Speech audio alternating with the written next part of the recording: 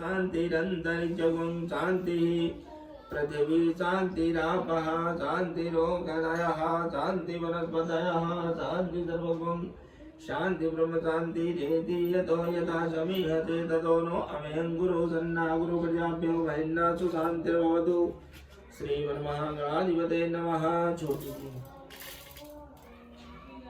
इसे पत्रों बूटी का ही क्या लगाओ ना, तो किसी उंगली से लगाना चाहिए और भगवान को इससे अपन अपनी कभी लगाते तो इस बीच वाली उंगली से लगाओ ऐसा, ठीक है। ओम श्रीमन्महागणाधिपते नमः। ओम उमामहेश्वराभ्यां नमः।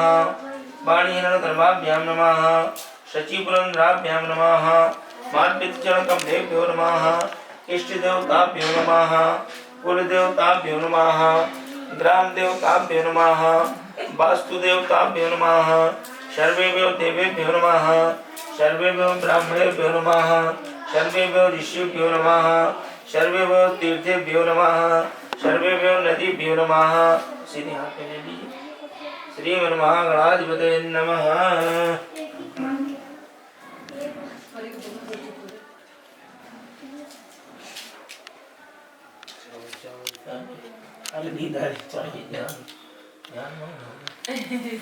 सोमकाश्य गदंतक जो कपलोगज कर्णकाल मोद्रस्य विक्तोग्ना शोभनायका द्रुमके द्रुगणाध्यक्षो भालचंद्रो गजानना ध्वंस सैतानि नामानि या पठे सुनियाति विद्यारम्भे वाये च प्रवेशे निर्गमे तथा संग्रामे संकटे जैवो विघ्नतश्चन जायते शुक्लां वर्धनं दैवं शशिवर्णं चतुर्भुजं प्रसन्नवदनं ध्यायेतो सर्वविघ्नोपशान्तये अभिजन्तार्थं पोस्तो यातुरातुरैः सर्वविघ्नहरः तस्मै गणाधिपतये नमः। सर्वमंगलमांगल्ये शिवे सर्वार्थसाधिके शरण्ये त्र्यंबके गौरी नारायणी नमोस्तुते। सर्वदा सर्वकार्येषु नास्ति तेषां मंगलम् एषामशेषतो भगवान् मंगलायतनं हरिः तदेव लग्नं सुदिनं तदैव ताराबलं चन्द्रबलं तदैव वेद्याबलं देवबलं तदैव लक्ष्मीपते ते त्रिभुवं स्मरामि लाभस्तेषां जयस्तेषां कुतस्तेषां पराजयः एतावन्नेव धस्यामो हृदयस्थो जनार्दन यत्र योगे यत्र आकीर्णो यत्र पार्थो धनुर्धरः तत्र श्रीयोर्गोत्र ध्रुवान्यत्र ममो अनन्याः चिन्तयन्ति मां ये जना परुपास्ते तेषां नियुक्तवियुक्तानां योगक्षेमं वहाम्यहं स्मृते सकलकल्याणं बाधिनं यत्र जायते पुरुषं तं यं नित्यं भजामि शरणं हरिं सर्वेष्वारम्भकार्येषु त्रये भुवनेश्वरा देवानुसन्तु नासिद्धिं ब्रह्मे चाञ्जनार्दन विच्छेदं माधवं तुण्डिं दण्डपाणिं च भैरवं वन्दे कातिं गुहां गङ्गां भवानी मणिकर्णकां वक्रतुण्ड महाकाय सूर्यकोटिसमप्रभो निर्विघ्नं कुरु मे देवो सर्वकार्येषु सर्वदा। ओम मां विष्णु विष्णु विष्णु श्रीमद्भगवतो महापुरुषो विष्णु प्रवर्तमान अश्री श्री द्वितीय पराधे सिद्धवाराह कल्पे वैवस्वत वर्तमान मंत्र अस्मि स्थित में कलियुग कल्प समझने सबका ध्यान कीजिए और सभी भगवान का भी ध्यान कीजिए एक साथ, ठीक है ना। कलश मुखे विष्णु कंठे रुद्र समाजिता मूले तो इच्छतो ब्रह्मामन्ते माद्गणात्मता कुक्षो दूसागरा सर्वे सप्तति पाव सुंदरा ऋग्वेदो यजुर्वेदो सामवेदो यथर्वणा गंगा च यमुनी चैव गोदावरी सरस्वती नर्मदे सिन्धु कावेरी जले सन्निधं कुरु वरम् आवाहयामि स्थापयामि पूजयामि पंचे विभूषितकरान् विनीरदावापीताम्बरः तरुणबिम्बबलाधरुष्टात् सुन्दरमुखाधरबिन्दुनेत्रात् कृष्णात् परं किमपि तत्त्वमहं न जामि वसुदेवसुतं देवं कंसचारूढमर्दनं देवकी परमानन्दं कृष्णं वन्दे जगद्गुरुं कस्तूरीतिलकं ललाटपटले वक्षस्थले कौस्तुभं नासाग्रे वरमौक्तिकं करतले वेणुं करे कङ्कणं सर्वाङ्गे हरिचन्दनं सुललितं कंठे च मुक्तावली गोपा श्रीपरिवेष्टितो विजयते गोपालचूडामणि सच्चिदानन्दरूपाय विष्णोत्पत्त्यादिहेतवे तापत्रविनाशाय श्रीकृष्णाय वयं नमः। शान्ताकारं कुलेशयनं पद्मनाभं कुलेशं विश्वाधारं गगनसदृशं मेघवर्णं शुभाङ्गं लक्ष्मीकान्तं कमलनयनं योगवृद्धानिगम्यं वन्दे विष्णुं महोमयहरणं सर्वलोकैकनाथं करितमगदम्बा कायजम करविदम्बा तृणनयनिदम्बा वानिसंवारपरार्धम् वेदमवेदं मे सर्ववेदचमस्व जय जय करुणाब्धे श्री महादेव शंभु जय जय करुणाब्धे श्री महादेव शंभु ब्रह्मा मुरारी स्थिरांतकारी भानु शशि भूमि सुतो बुधस्य गुरु च शुक्र शनि राहु केतवो सर्वे ग्रहा शांतिकरा भवन्तु सर्वे ग्रहा शांतिकरा भवन्तु सूर्यो सूर्यरुचिन्तरुच्य पदवीं शनिमङ्गलं मङ्गला राहुर्बाहुबलं करोति विपुलं केतो कुलसुन्नति सर्वे अनुकूला ग्रहा सर्वे प्रसन्ना ग्रहा मधुं कैटभम् अचास्त्रकपरशुं गजेषु कुलसं पद्मं धनुस्कुण्डिकां दण्डं शक्तिमसिं च चरमजलजं घण्टां सुराभाजनम् ॐ हरि ओम पाद्योपाद्यमस्त्रोमुख्यात्मनं सर्वाङ्गे स्नानीं जलं समर्पयामि। अब ये पंचामृत लीजिए और इसको छुआ के दोनों में डाल दीजिए। इस वाले चम्मच से ले लो जैसे अभी किया था ना, एक चम्मच से लेके और कलश को टच कर लो और दोनों में डाल दो। पंचामृतम मया नीतम पयोदतिगतम कर लो दोबारा से। पंचामृतम मया नीतम यहाँ छुआ ली। पंचामृतम मया यज्ञोपवीतं परमं पवित्रं प्रजापतेर्यसहजं पुरस्तात् आयुष्यमग्नं प्रदमोज्य शुभ्रम् यज्ञोपवीतं परमं इत्यादि में प्रभु मयादानि पुष्पाणि पूजार्थं प्रसीदीयतां नो हरिः ओं सुगन्धितैलानि समर्पयामि। त्र्यम्बकं यमहे सुगन्धिं पुष्टिवर्धनम् उर्वारुकमेव वन्दनान् मुक्तिर्मुक्षीमां तत् सुगन्धिद्रव्याणि समर्पयामि। हरिः ओं।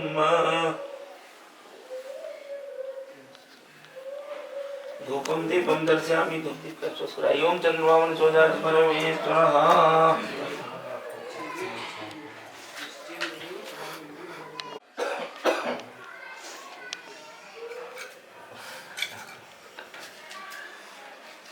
तायो नागानिनाय सुतया गिरिभो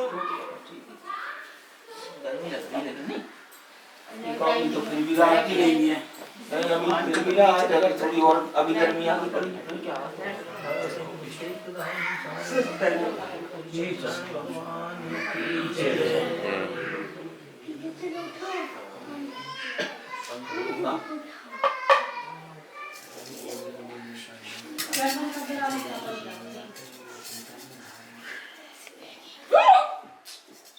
आपको हिचकी आती है?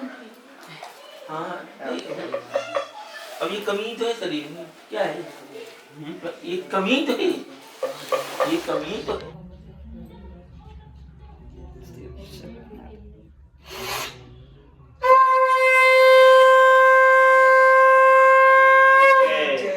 बोल सत्यनारायण भगवान की जय।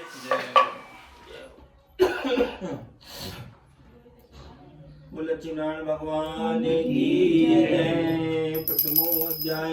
एक समय नेमिषारण्य तीर्थ में 88,000 ऋषियों ने श्री सूत जी से पूछा। अच्छा ये बताइए आप लोग सबसे पहले कि कथा जल्दी सुना दें। कथा तो उतनी ही होगी, मतलब ऐसा नहीं कि कथा कम हो जाए, कथा तो उतनी अध्याय होगी जितनी होती है। लेकिन थोड़ा जल्दी पढ़ दे, आराम से पढ़ दे तो जल्दी करना है कि कुछ तसल्ली से करें, कोई दिक्कत तो नहीं। तसल्ली से करो पंडित जी, नहीं मतलब अध्याय तो कोई नहीं करो। हाँ बस ठीक है। एक महीने में 4 तीर्थ में 88,000 ऋषियों ने श्री सूत जी से पूछा, हे प्रभु इस कलयुग में बेसी विद्या रहित मनुष्यों को प्रभु भक्ति किस प्रकार मिलेगी तथा उनका उद्धार कैसे होगा। हे मुनि से कोई ऐसा तप कहिए जिससे थोड़े समय में पुण्य प्राप्त हुए तथा मनोवांछित फल मिले। ऐसी कथा सुनने की हमारी इच्छा है। सर्वज्ञाता श्री सूत जी बोले, हे वैष्णवों में पूज्य आप सबने प्राणियों की हित की बात पूछी है। अब मैं उस एक पेट को आप लोगों से कहूँगा जिनको नारद जी ने श्री लक्ष्मीनारायण भगवान से पूछा था और लक्ष्मीपति ने मुझसे नारद जी से कहा था, तो ध्यान से सुनो।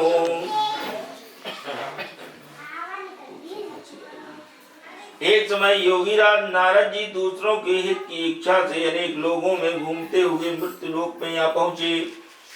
यहाँ अनेक योनियों में जन्मे हुए प्राय सभी मनुष्यों को अपने अपने कर्मों के अनुसार अनेकों दुखों से पीड़ित देखकर सोचा कि किस यत्न के करने से निश्चय ही प्राणियों के दुखों का नाश हो सकेगा। ऐसा मन में सोचकर विष्णु लोक को गए। वहां श्वेत वर्ण और 4 भुजाओं वाले देवों के इस नारायण को देखकर, जिनके हाथों में शंख चक्र और गदा और परम तथा परमाला पहने हुए थे, उनकी स्तुति करने लगे। हे भगवान, आप अत्यंत शक्ति से संपन्न है। मन तथा वाणी भी आपको नहीं पा सकती। आपका आदि मध्य और अंत भी नहीं है। आप निर्गुण स्वरूप है। सृष्टि के अद्भुत व भक्तों के दुखों को नष्ट करने वाले हो। आपको मेरा नमस्कार है। नारद जी से इस प्रकार की स्तुति सुनकर भगवान विष्णु बोले, हे मुनिश्रेष्ठ, आपके मन में क्या है? आपका किस काम के लिए आगमन हुआ है? निसंकोच कहिए। तब नारद मुनि बोले, मृत्युलोक में सब मनुष्य जो अनेक योनियों में पैदा हुए हैं, अपने अपने कर्मों के द्वारा अनेक प्रकार के दुखों से दुखी हो रहे हैं। हे नाथ, यदि आप मुझ पर दया रखते हो तो कृपा करके बतलाइए, उन मनुष्यों के सब दुख थोड़े से ही प्रयत्न से कैसे दूर हो सकते हैं? श्री भगवान विष्णु बोले, हे नारद, मनुष्यों की भलाई के लिए तुमने बहुत अच्छी बात पूछी है। जिस काम के करने से मनुष्य मोह से छूट जाता है, वह मैं कहता हूँ सुनो। बहुत पुण्य देने वाला स्वर्ग तथा मृत्यु लोक में दोनों में दुर्लभ एक उत्तम व्रत है। आज मैं प्रेमपूर्वक होकर तुमसे कहता हूँ, श्री सत्यनारायण भगवान का यह व्रत अच्छी तरह विधि पूर्वक करके मनुष्य धरती पर आयु पर्यंत सुख भोग कर मरने पर मोक्ष को प्राप्त होता है। श्री भगवान के वचन सुनकर नारद मुनि बोले, हे भगवान, उस व्रत का क्या फल है और क्या विधान है, और किसने यह व्रत को किया है और किस दिन यह व्रत करना चाहिए? विस्तार से कहिए। भगवान विष्णु बोले, हे नारद, दुख शोक आदि को दूर करने वाला, धन को बढ़ाने वाला, सौभाग्य तथा संतान को देने वाला यह व्रत सब स्थानों पर विजयी करने वाला है। भक्ति और श्रद्धा के साथ किसी भी दिन में मनुष्य श्री सत्यनारायण भगवान की प्रातः काल के समय ब्राह्मण और बंधुओं के साथ धर्म परायण होकर पूजा करे, भक्ति भाव से नैवेद्य केले का फल, शहद, घी, दूध और गेहूं का आटा सवाया लेवे। गेहूं के प्रभाव अभाव में साठी का चूर्ण भी ले सकते हैं और सब पदार्थों को भगवान को अर्पण कर देवे तथा बंधुओं सहित ब्राह्मणों को भोजन करावे। तत्पश्चात स्वयं भोजन करें। रात्रि में नृत्य गीत आदि का आयोजन कर श्री सत्यनारायण भगवान का स्मरण करते हुए समय व्यतीत करें। इस तरह व्रत करने पर मनुष्य की सभी इच्छा पूरी होती है। विशेष रूप से कल काल में भूमि पर यही मोक्ष का सरल उपाय है। बोल श्री सत्यनारायण भगवान की जय। श्रीमन नारायण नारायण नारायण, श्रीमन नारायण नारायण नारायण, लक्ष्मी नारायण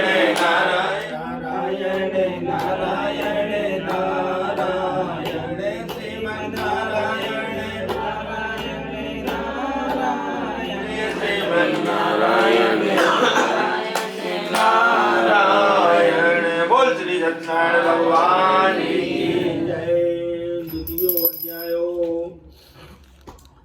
सूत जी बोले, हे ऋषियों, जिसने पहले समय में इस व्रत को किया है उसका इतिहास कहता हूँ, ध्यान से सुनो। सुंदर काशीपुर नगरी में एक अत्यंत निर्धन ब्राह्मण रहता था। वह भूख और प्यास से बेचैन हुआ नित्य पृथ्वी पर घूमता था। ब्राह्मणों से प्रेम करने वाले भगवान ने ब्राह्मण को दुखी देखकर बूढ़े ब्राह्मण का रूप धर उसके पास जा आदर के साथ पूछा, हे विप्र, तुम नित्य दुखी हुए पृथ्वी पर क्यों घूमते हो? हे ब्राह्मण, यह सब मुझसे कहो, मैं सुनना चाहता हूँ। ब्राह्मण बोला, मैं निर्धन ब्राह्मण हूँ, भिक्षा के लिए पृथ्वी पर फिरता हूँ। हे भगवान, यदि आप इससे छुटकारा पाने का कोई उपाय जानते हो तो कृपा कर मुझे बतलाइए। वृद्ध ब्राह्मण बोला, हे विप्र, श्री सत्यनारायण भगवान मनवांचित फल देने वाले हैं, इसलिए तुम उनका पूजन करो, जिसके करने से मनुष्य सब दुखों से मुक्त हो जाता है। ब्राह्मण को व्रत का सारा विधान बतलाकर भूले ब्राह्मण का रूप धारण करने वाले सत्यनारायण भगवान अंतर ध्यान हो गए। जिस व्रत को वृद्ध ब्राह्मण ने बतलाया है मैं उसको अवश्य करूंगा। निश्चय करने पर उसे रात को नींद नहीं आई। वह सवेरे उठी सत्यनारायण भगवान के व्रत का निश्चय कर भिक्षा के लिए चला। उस दिन उसको भिक्षा में बहुत सा धन मिला, जिससे बंधु बांधवों के साथ उसने श्री सत्यनारायण भगवान का व्रत किया।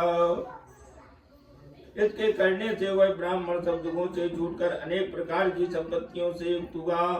उस समय से वह ब्राह्मण हर मास व्रत करने लगा। इस तरह श्री सत्यनारायण भगवान के व्रत को जो करेगा वह मनुष्य सब दुखों से छूट जाएगा। इस तरह नारद जी से श्री सत्यनारायण भगवान का कहा हुआ यह व्रत मैंने तुमसे कहा, हे विप्रो, अब और क्या सुनने की इच्छा है? ऋषि बोले, हे मुनीश्वर, संसार में इस ब्राह्मण से सुनकर किसने इस व्रत को किया है? हम सब वह सुनना चाहते हैं।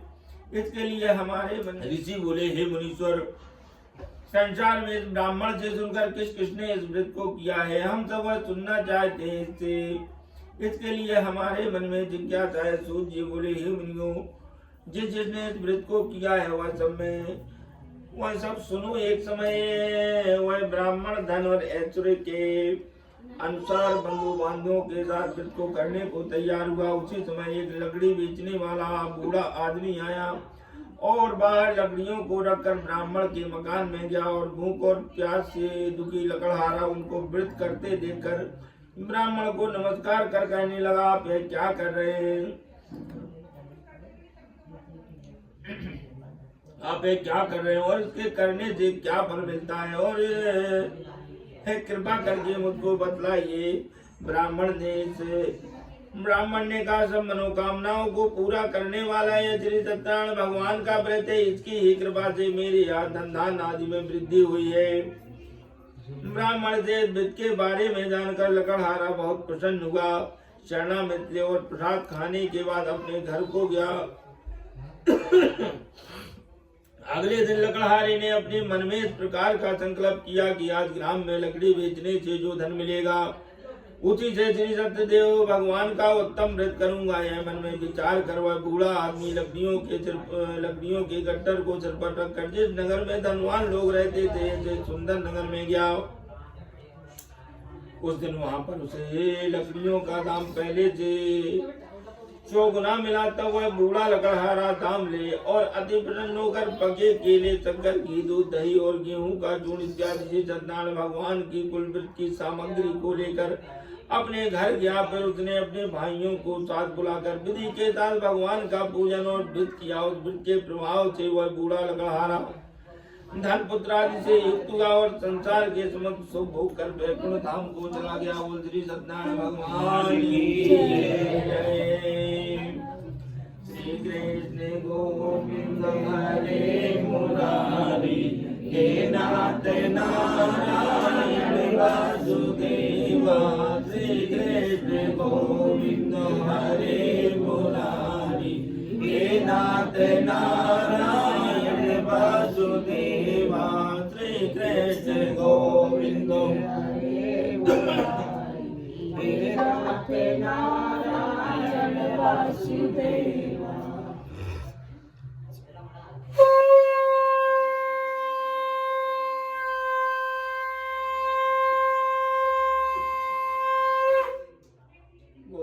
सत्यनारायण भगवान की जय।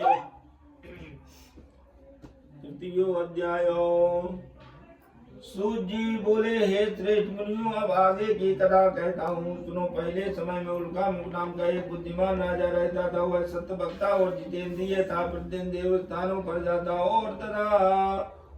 और गरीबों को धन देकर उनके कष्ट को दूर करता। उनकी पत्नी कमल के समान मुख वाली और सती साध्वी थी। पुत्र प्राप्ति के लिए वधशीला नदी के तट पर उन दोनों ने श्री सत्यनारायण भगवान का व्रत किया। उस समय में वहाँ एक साधु नामक वैश्य आया। उसके पास व्यापार के लिए बहुत साधन था। वह नाव को किनारे पर ठहराकर राजा के पास आ गया और राजा को व्रत करते हुए देखकर विनय के साथ पूछने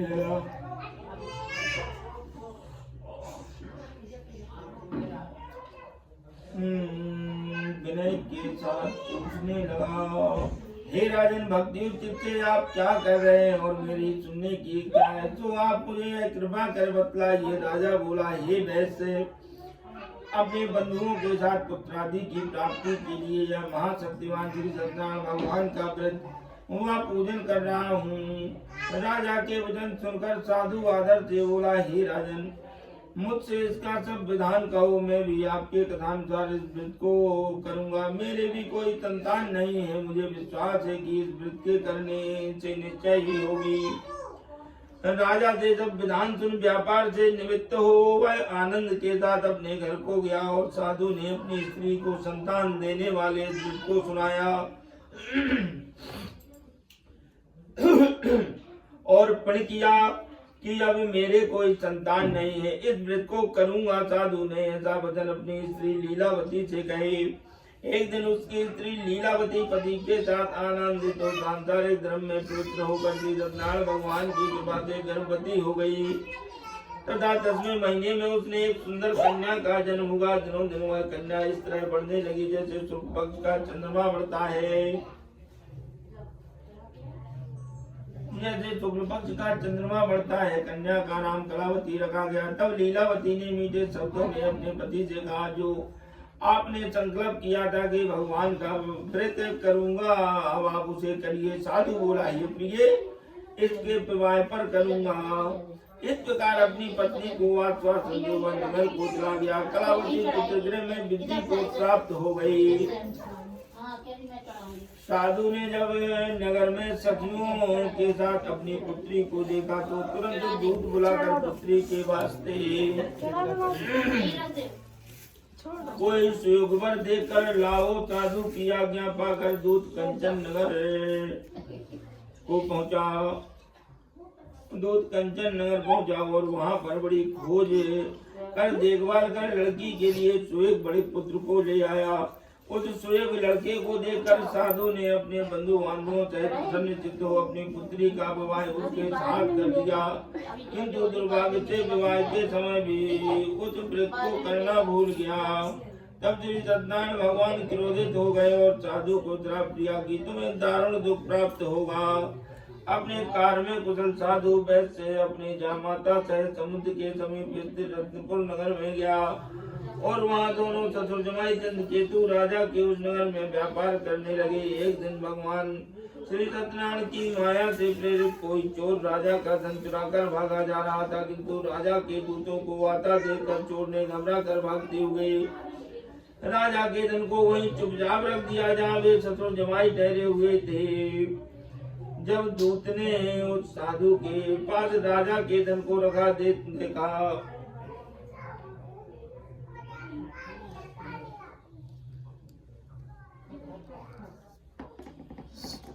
रख दिया, वे ससुर जमाई वहाँ ठहरे हुए थे। जब दूतों ने उस साधु वैश्य के पास राजा के धन को रखा देखा तो वे दोनों को बांध कर ले गए और राजा के समीप जाकर आदर से बोले, हे राजन, मैं यह दो चोर पकड़ के लाया हूँ, देखकर आज्ञा दीजिए। तब राजा की आज्ञा से उनको कठोर कारावास में डाल दिया गया और उनका सारा धन छीन लिया गया। और सत्यनारायण भगवान के श्राप के कारण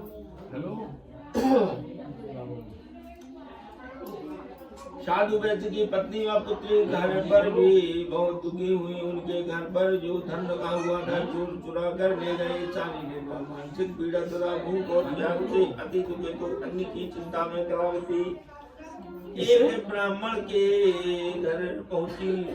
उसने श्री सत्यनारायण भगवान का व्रत होते देखा, फिर कथा सुनी तथा प्रसाद सुनकर रात को घर आई। माता ने कलावती से कहा, हे पुत्री, अब तक कहाँ रही हो, आप तेरे मन में क्या है? कलावती बोली, हे माता, मैंने एक ब्राह्मण के घर पर श्री सत्यनारायण भगवान का व्रत होते देखा है। कन्या के वचन सुनकर लीलावती भगवान के पूजन की तैयारी करने लगी। लीलावती ने परिवार और बंधुओं सहित श्री सत्यनारायण भगवान का पूजन किया और वर मांगा कि मेरे पति और दामाद शीघ्र ही घर आ जाएं। साथ ही प्रार्थना की कि हम सबका अपराध क्षमा करो। श्री सत्यनारायण भगवान के व्रत से संतुष्ट हो गए और राजा चंद्रकेतु को स्वप्न में दर्शन देकर कहा, हे राजन, जिन दोनों वैष्णव को तुमने बंदी बना रखा है वे दोनों निर्दोष है, उन्हें प्रातः ही छोड़ दो। उनका सब जो धन तुमने ग्रहण किया है लौटा दो, नहीं तो मैं तेरा धन राजपुत्र आदि सब नष्ट कर दूंगा। राजा से ऐसा वचन कहकर भगवान अंतर ध्यान हो गए। प्रातः काल राजा चंद्रकेतु ने सभा में अपना शब्द सुनाया। फिर दोनों बड़े पुत्रों को कैद से मुक्त कर सभा में बुलाया। दोनों ने आते ही राजा को नमस्कार किया। राजा मीठे वचनों से बोला, हे महान भावो, तुम्हें भावई ऐसा कठिन दुख प्राप्त हुआ है, अब तुम्हें कोई भय नहीं है। ऐसा कहकर राजा ने उनको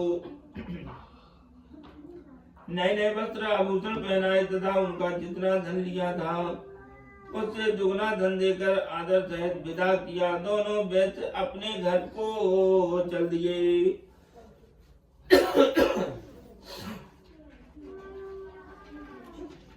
बोल श्री सत्यनारायण भगवान की जय। श्री कृष्ण गोविंद हरे मुरारी, हे नाथ नारायण वासुदेवा। श्री कृष्ण गोविंद हरे मुरारी, हे नाथ नारायण वासुदेवा। बोल श्री सत्यनारायण भगवान की जय। चतुर्थो अध्याय।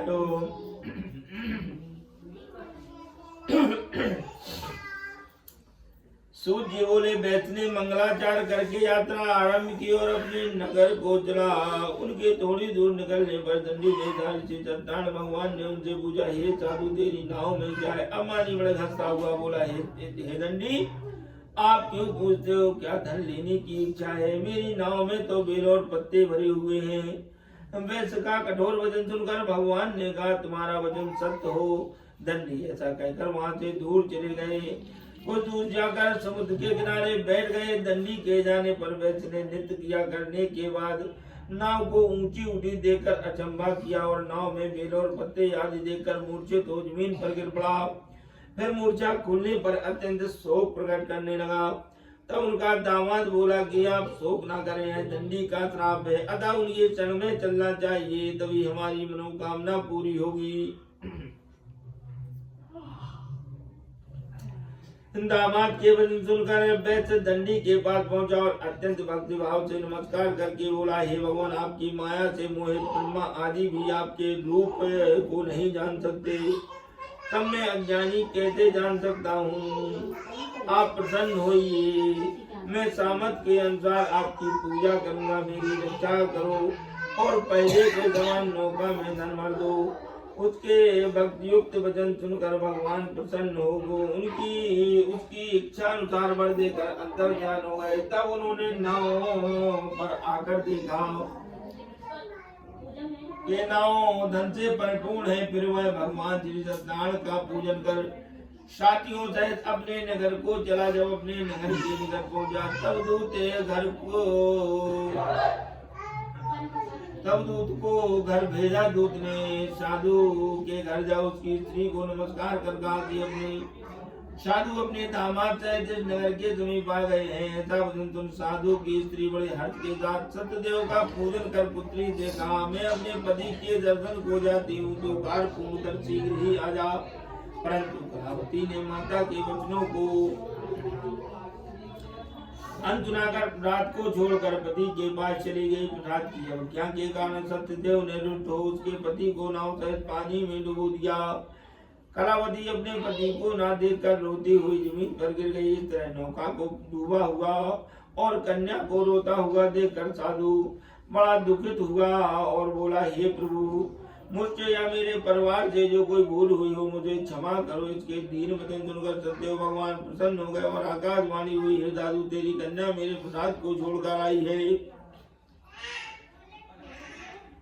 इसलिए इसका पति अदृश्य हुआ है। यदि वह घर जाकर प्रसाद खाकर लौटे तो इसे पति का दर्शन अवश्य होगा। ऐसी आकाशवाणी सुनकर कलावती ने घर पहुंचकर प्रसाद खाया, फिर आकर पति के दर्शन किए। तत्पश्चात साधु ने बंधु बांधवों से श्री सत्यदेव भगवान का विधि पूर्वक पूजन किया। उस दिन से वह प्रत्येक पूर्णिमा को श्री सत्यनारायण भगवान का पूजन करने लगा। फिर इस श्लोक का सुख भोग कर अंत में श्रीलोक को चला गया। बोल श्री सत्यनारायण भगवान की जय। श्रीमन्नारायण नारायण नारायण लक्ष्मी नारायण नारायण नारायण श्रीमन्नारायण नारायण नारायण लक्ष्मी नारायण नारायण नारायण बोल श्री सत्यनारायण भगवान की जय। पंचमो अध्याय श्री सूत जी बोले, हे ऋषियों, मैं एक और कथा कहता हूँ, सुनो। प्रजा पालन में तुगध्वज नाम का एक राजा था। उसने भी भगवान का प्रसाद त्याग करके दुख पाया और एक समय वन में जाकर वन पशुओं को मारकर पड़ के पेड़ के नीचे आया और वह उसने ग्वालों को भक्ति भाव से बंधुओं सत्यनारायण भगवान का पूजन करते देखा, परंतु राजा अभिमान भगवान से डर नहीं गया और न ही नमस्कार किया। जब ग्वालों ने भगवान का प्रसाद उसके सामने रखा तो वह प्रसाद को त्याग कर अपनी सुंदर नदी को चला गया। वहाँ उसने अपना सब कुछ धन नष्ट पाया। जान गया कि वह सब भगवान ने ही किया है। तब वह उसी स्थान पर ग्वालों के समीप गया और विधि पूर्वक पूजन कर प्रसाद खाया।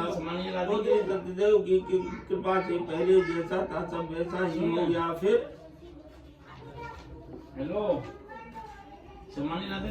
काल तक शुभ होकर मरने पर मोक्ष स्वर्ग लोक को गया। जो मनुष्य से परम दुर्लभ व्रत को करेगा, भगवान की कृपा से संतान की प्राप्ति होगी। निर्धन धनी और बंदी बंधन से मुक्त होकर निर्भय हो जाता है। संतानहीनों को संतान की प्राप्ति होगी तथा मनोरथ पूर्ण होकर अंत में वैकुंठ धाम को जाता है। जिन्होंने पहले ही किया, अब उनके अगले जन्म की कथा कहता हूँ। ब्राह्मण ने सुदामा का जन्म लेकर मोक्ष को पाया। उनका नाम का राजा दशरथ होकर वैकुंठ को प्राप्त हुआ। साधु नाम के वैश्य ने मूर्त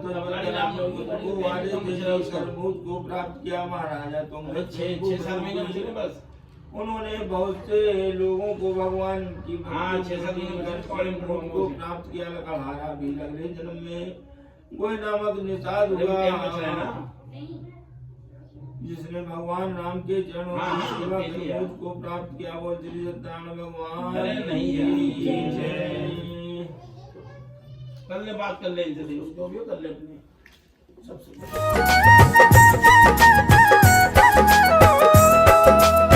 पधारो पधारो घर में पधारो, पधारो पधारो घर में पधारो।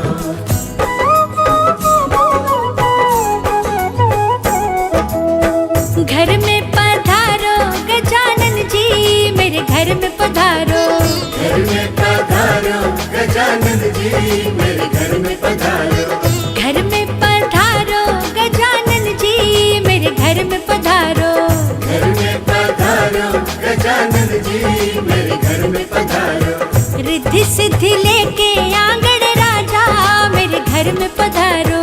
रिद्धि सिद्धि लेके आंगण राजा, मेरे घर में पधारो। घर में पधारो, घर में पधारो, घर में पधारो। घर में पधारो गजानन जी, मेरे घर में पधारो।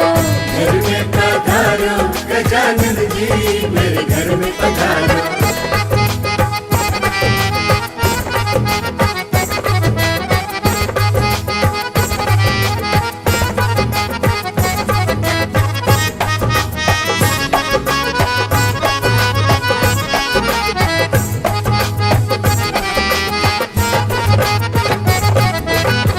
राम जी आना, लक्ष्मण जी आना। राम जी आना, लक्ष्मण जी आना। राम जी आना, लक्ष्मण जी आना। राम जी आना, लक्ष्मण जी आना। संग में लाना सीता मैया, मेरे घर में पधारो। घर में पधारो गजानन जी, मेरे घर में पधारो।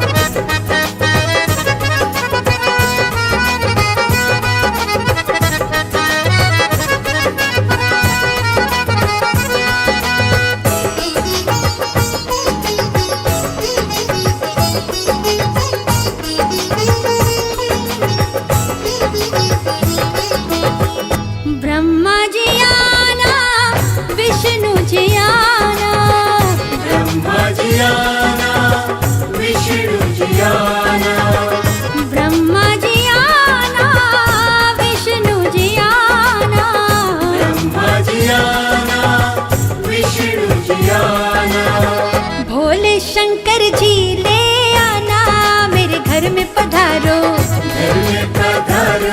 गजानन जी मेरे घर में पधारो।